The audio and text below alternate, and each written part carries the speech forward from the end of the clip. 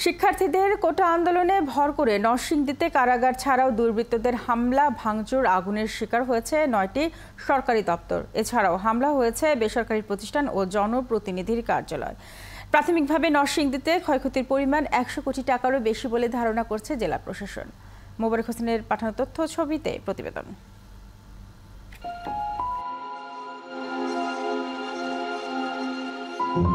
ভয়াবহ ১৯শে জুলাই কারাগার থেকে হাইওয়ে থানা অথবা পুলিশ ফাঁড়ি, মুক্তিযোদ্ধা কমপ্লেক্স হয়ে ইউনিয়ন পরিষদ কিংবা পৌরসভা কার্যালয়, ডাকঘর, কৃষি বিপণন কার্যালয় থেকে শুরু করে বেসরকারি প্রতিষ্ঠান সবকিছুতে হামলা হয়েছে, দেওয়া হয়েছে আগুন।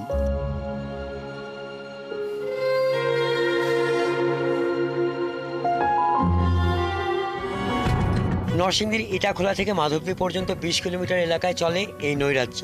ছাত্রদের আন্দোলনের কাঁধে ভর করে দুর্বৃত্তদের নাশকতায় ধ্বংসস্তূপে পরিণত সরকারি বেসরকারি স্থাপনা আর যানবাহন।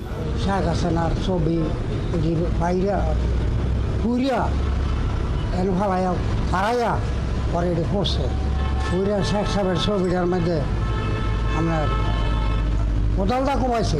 মুখে মুখোশ প্রত্যেকেরই ছিল না, তবে দু একজনের মুখে মুখোশ ছিল।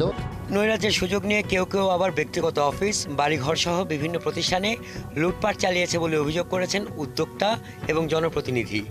টিভিগুলো নিয়ে গেছে, কিছু ভাঙচুর করে গেছে, এয়ারকনের কম্প্রেসার নিয়ে গেছে, আইপিএস ছিল 10 কিলোওয়াটের একটা নিয়ে গেছে, ব্যাটারি সহ নিয়ে গেছে। পৌরসভার এই গেট ভেঙে তারা ভিতরে ঢুকে এই পৌরসভা, আপনারা দেখতে পাচ্ছেন পৌরসভা যে তাণ্ডব চালিয়েছে, যেটা স্বাধীনতার পরে পাকিস্তান হানাদার বাহিনীরা কিন্তু এই মাধবদী ইউনিয়ন পরিষদের মধ্যে কোনো ইউনিয়ন থাকাকালীনও কিন্তু এখানে আক্রমণ করেনি। হামলার গোয়েন্দা তথ্য থাকলেও একসাথে হামলা হওয়ায় কার্যকর ভূমিকা রাখা সম্ভব হয়নি বলে জানান জেলার পুলিশ সুপার।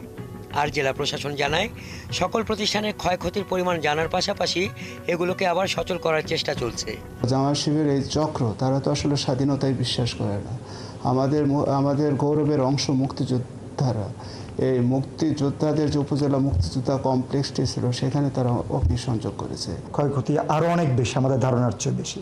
সেই পরিপ্রেক্ষিতে এখন বর্তমানে আমরা ক্ষয়ক্ষতির এই চিত্রটা আমরা নিরূপণের কাজ করছি, ফাইনালাইজড এখনো হয়নি, তবে আমরা বুঝতে পারছি সেটা আসলে ব্যাপক পরিমাণ ক্ষয়ক্ষতিটা এখানে হয়েছে। সরকারি বেসরকারি অফিস ও স্থাপনায় হামলা ভাঙচুর আগুন দেওয়ার ঘটনায় এ পর্যন্ত মামলা হয়েছে 11টি, আর শনিবার পর্যন্ত গ্রেপ্তার হয়েছে 234 জন। শহরে আইন শৃঙ্খলা রক্ষায় নিয়োজিত আছে পুলিশের পাশাপাশি বিজিবি ও সেনাবাহিনী।